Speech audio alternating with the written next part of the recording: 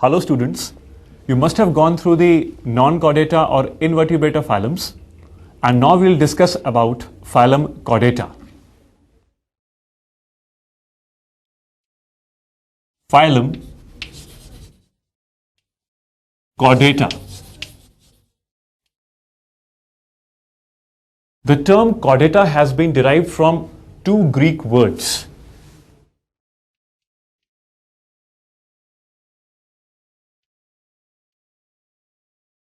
Chorda means string or chord, and eta means bearing. So these animals, chordates, they bear a string or a cord-like structure in their body. The animal chordates are ecologically most successful. These animals are ecologically most successful because they inhabit several habitats such as air, water, land, etc. And they are also the largest animals in existence.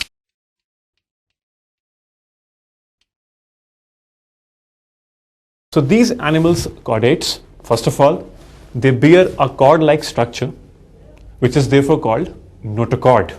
You must have studied about it. But over here,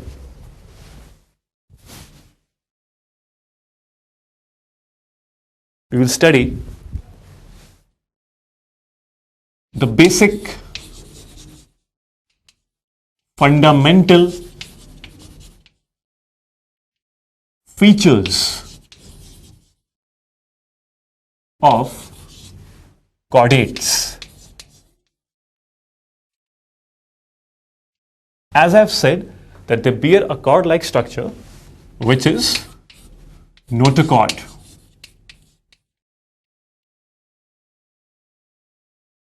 Now, notochord. Notochord is a solid, flexible, rod-like structure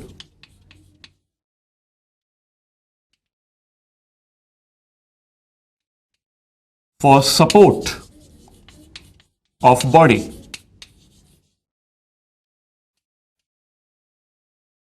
This cord-like structure supports the body. Second, dorsal hollow nerve cord is the second fundamental feature of these animals, chordates. Now, nerve cord. Nerve cord means it represents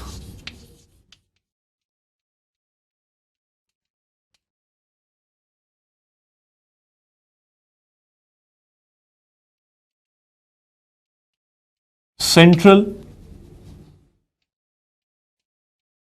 nervous system. So we can say that the nervous system, central nervous system in these animals is present in the form of a cord-like structure, a hollow cord-like structure, which is called nerve cord, and its position is what? Dorsal. The third feature of the chordates is presence of paired pharyngeal gill slits. Gill slits. Pharyngeal means in the region of pharynx, and gill slits, these are certain openings which allow movement of water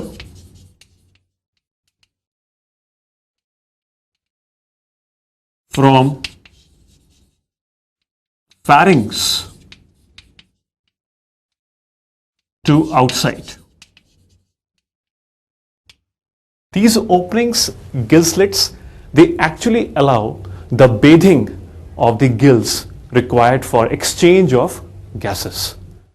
These three fundamental features are present during embryonic life of all chordates. So,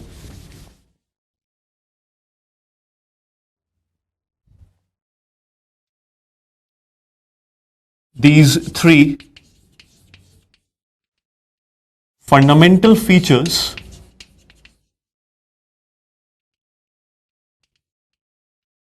are present during early embryonic life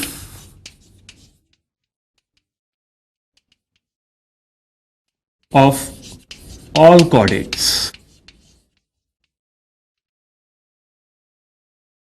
We can say that if these three features are present in the early embryonic life of the animals, that means that these animals belong to phylum Chordata.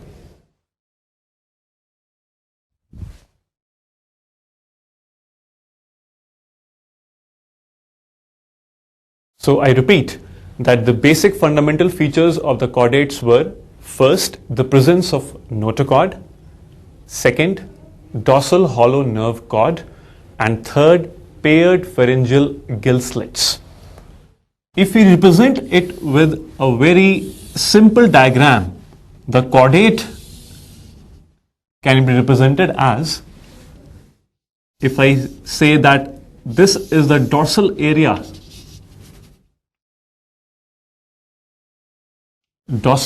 of the body, and this is the ventral area of the body, then on the dorsal side we'll have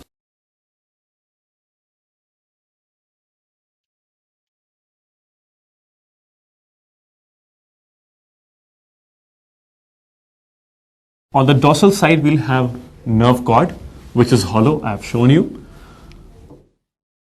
Below the nerve cord we can find notochord,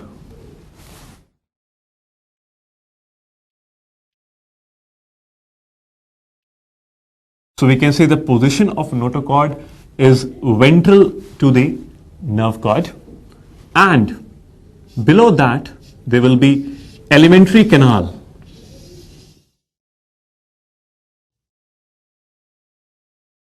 Alimentary canal, or I say it is the digestive tube,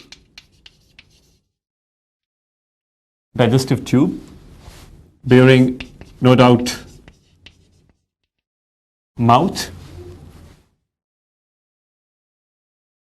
anus, and in the pharynx area, as I have told you, there are pharyngeal gill slits.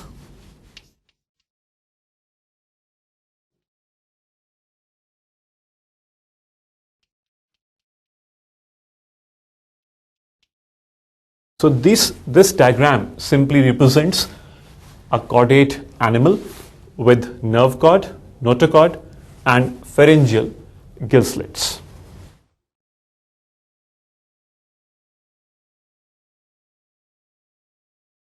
Now we will study about the classification of phylum Chordata.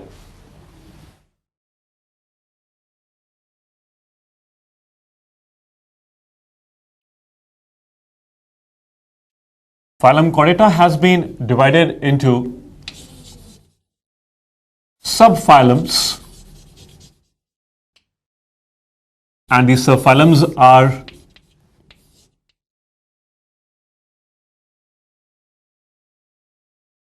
Urochordata,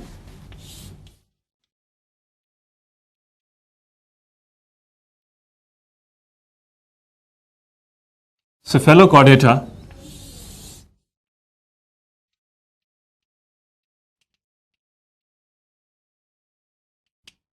and Vertebrata. The two subphylums Urochordata and Cephalochordata are also called Protochordata or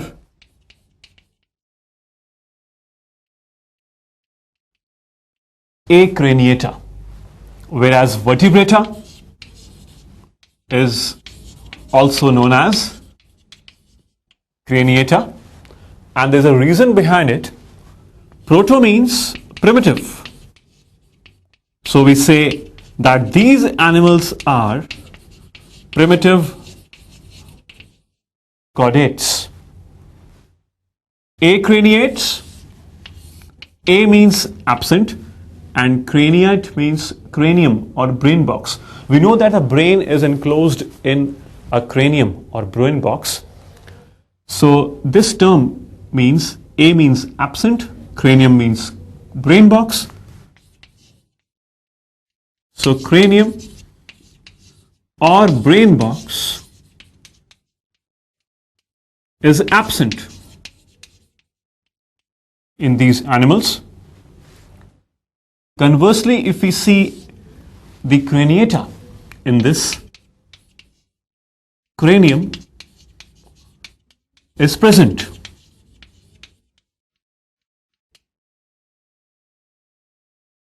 So we see that in Urochordates and Cephalochordates, the brain box is absent. These are primitive chordates, and the vertebrates have cranium or brain box. There is also another difference between the craniates and the acraniates.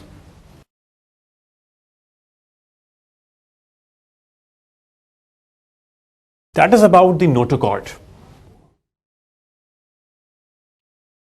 Notochord may be present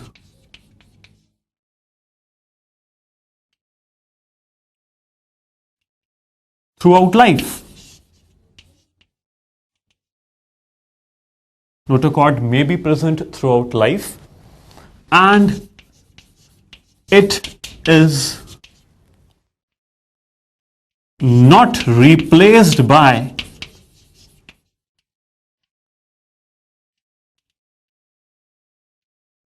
vertebral column. Notochord may be present throughout life. That means, in certain cases, notochord may be present in the early stage of the life of animal and may disappear in the adult stage. And it is also not replaced by vertebral column.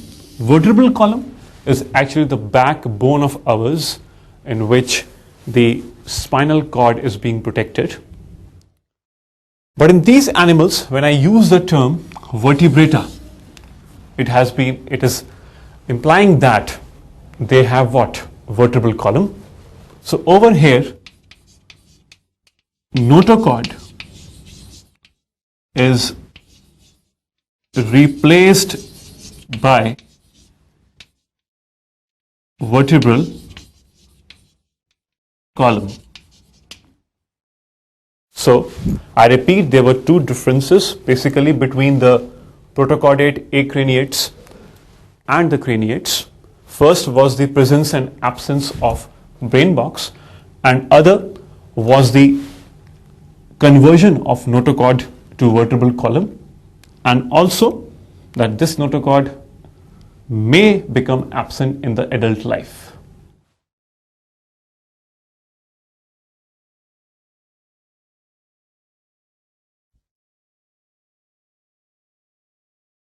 Now we'll study these subphylums one by one.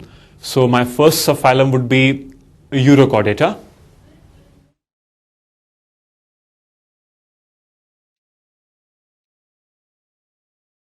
Subphylum 1.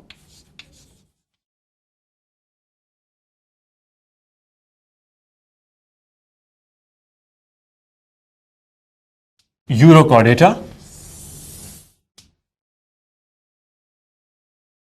The term uros means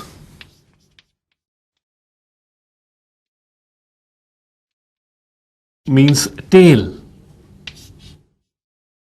Term uros means tail, and the chordae It means cord. So, in these animals, as the name is depicting, that the notochord is present in the tail of the larva. The first point will be notochord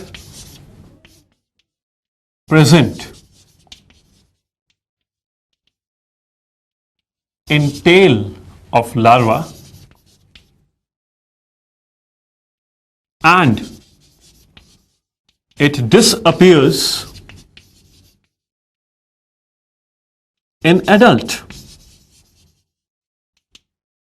So in these animals, the notochord is present in the tail only, and when the adult is formed from the larva, the notochord becomes absent. The notochord is not present in the adult mode of life in these animals. So over here, the larva is motile, but adult is sessile. Sessile, you must be knowing it, it means sedentary or fixed.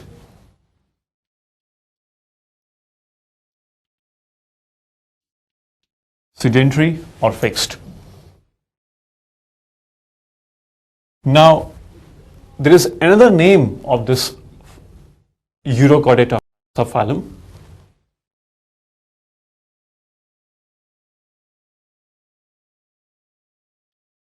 Also called tunicata. That means the body is enclosed in a tunic or test, that is a covering.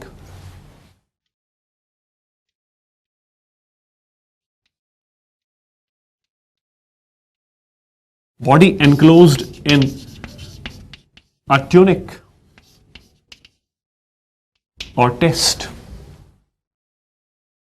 This test is made up of,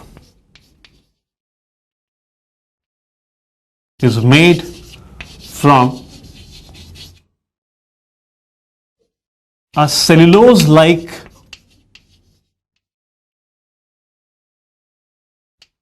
organic substance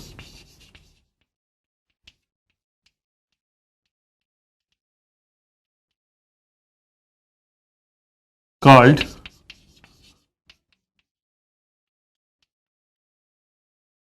tunicin. Tunicin is actually a cellulose-like organic substance which encloses the body of the animals. The Urochordates body is enclosed by tunicin, forming test, the covering.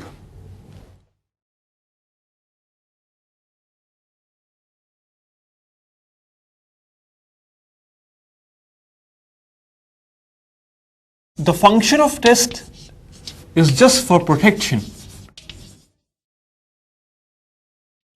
It is a protective sheath around the body of the animal Urochordate.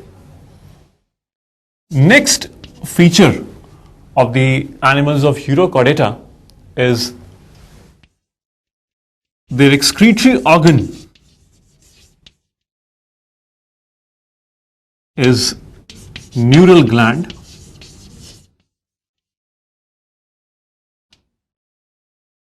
Another feature is they have open circulatory system.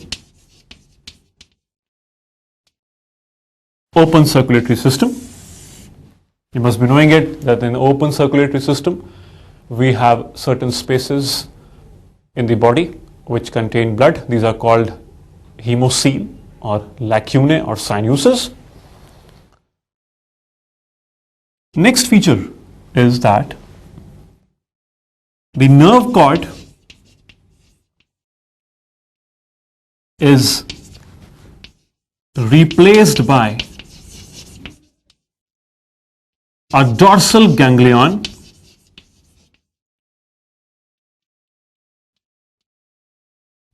In fact, this conversion of nerve cord into dorsal ganglion is a part of retrogressive metamorphosis, which I'll be discussing now. Retrogressive metamorphosis.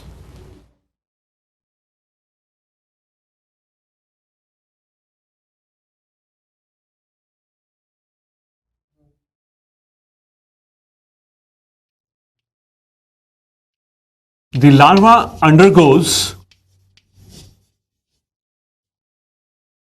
retrogressive metamorphosis.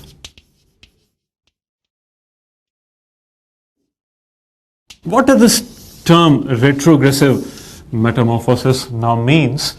That a better developed larva will convert into a less developed adult.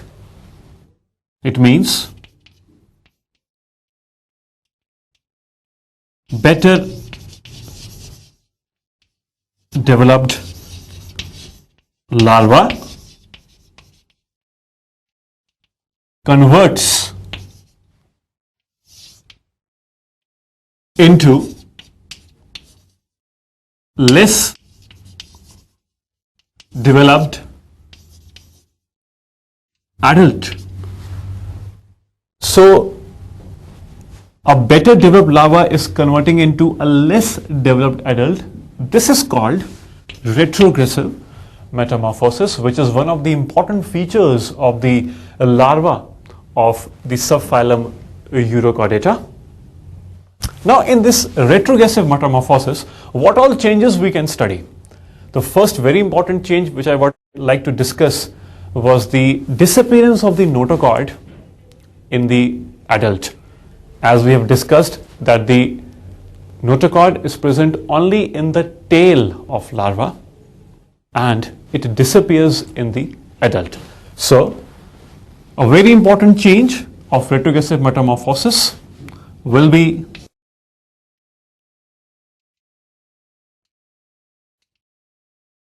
during retrogressive metamorphosis. First point will be notochord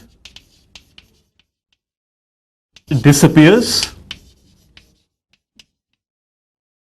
in adult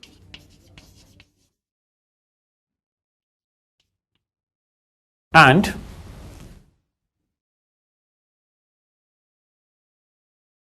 the second point will be conversion of nerve cord into dorsal ganglion, and third would be disappearance or loss of tail. So these three conversions and disappearance show retrogressive metamorphosis in the larva of Urochordates.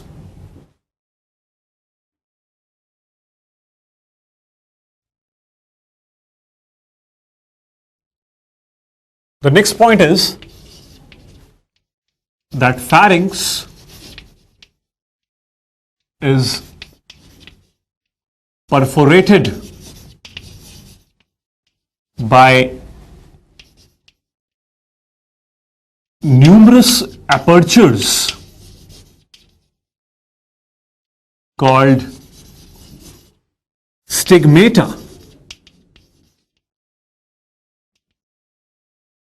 which open into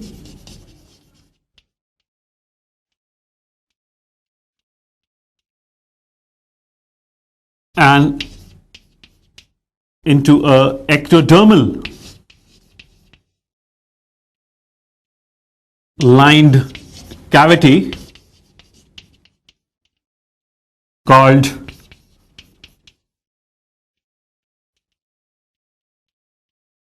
atrium.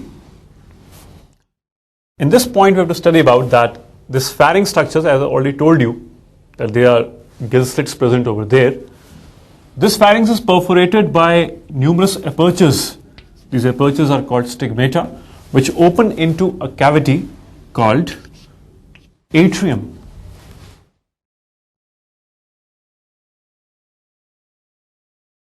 Next, we're going to study about the examples of phylum Urochordata.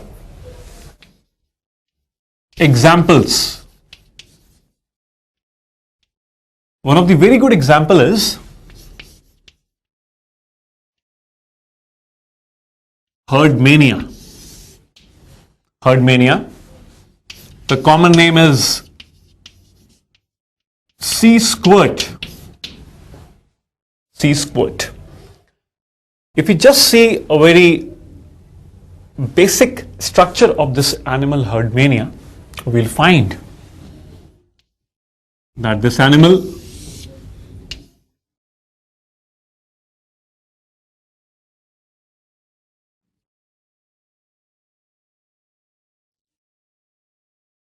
is having certain apertures on its body.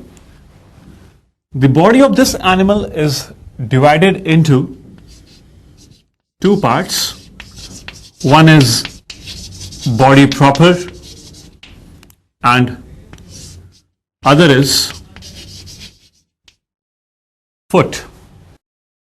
This animal is having two apertures on its body. One is the branchial aperture,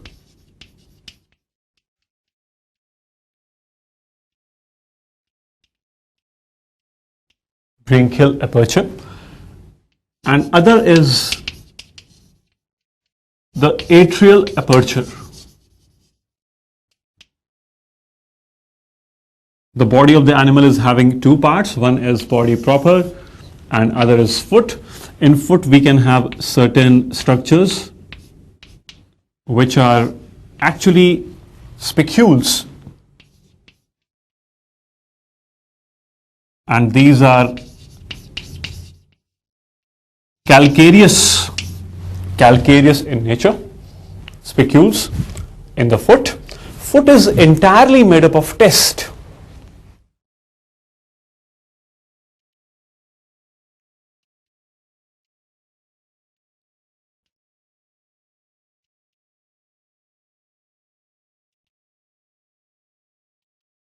Foot is entirely made up of test. From the branchial aperture, the water will enter, taking the food inside it. The atrial aperture is the aperture through which the undigested matter will be moving out. So water enters through branchial aperture in the body. This is a very simple diagram representing the Herdmania. Herdmania, this animal is actually sessile. As I've told you, adults of these animals of subphylum Urochordata, they are sessile, whereas the larva is motile.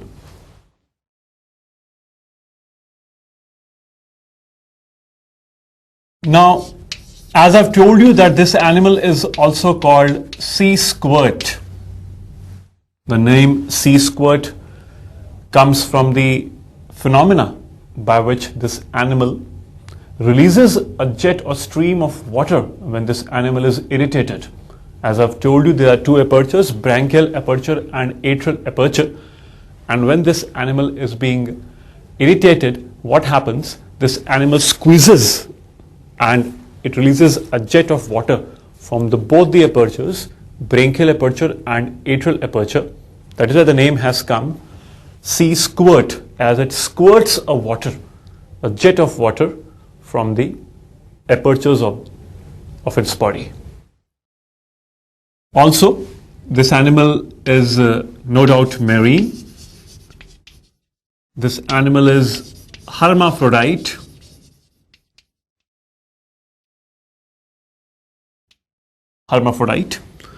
And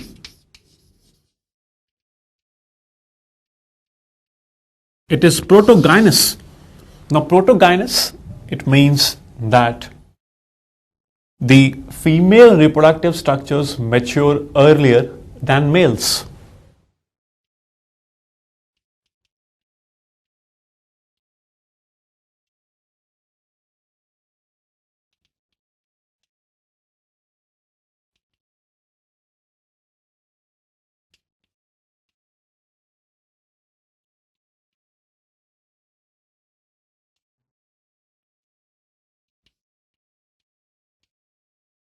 When the female reproductive structure mature earlier than male, the condition is called protogynous, and hence herdmania or sea squirt will be protogynous.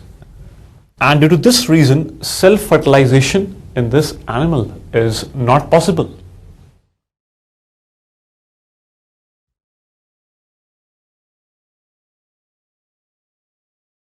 So there will be no self-fertilization in herdmania.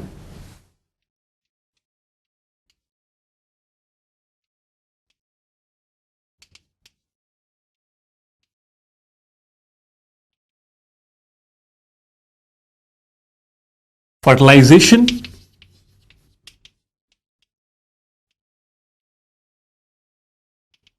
is external.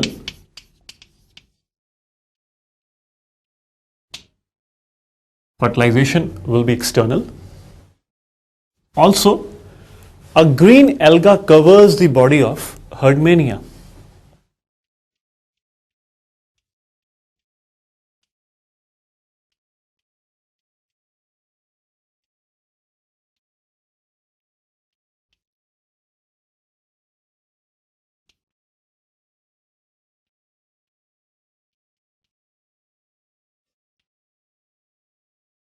A green alga is covering the body of herdmania. So these were some of the features of the herdmania about its fertilization and its body structure. We can say, if we talk about the heart of herdmania, the heart of herdmania is valvulus.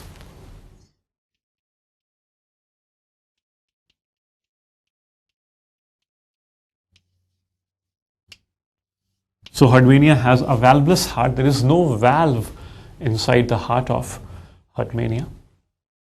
This completes one of the example herdmania. We have to study another examples also.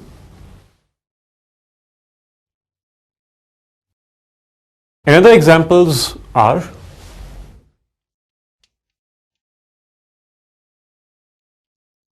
Eschidia,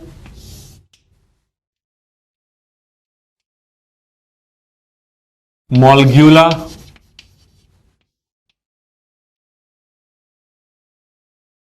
Doliolum,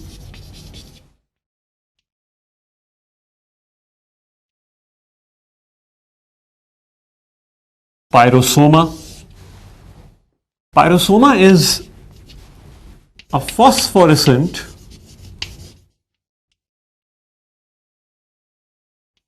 colonial Urochordate.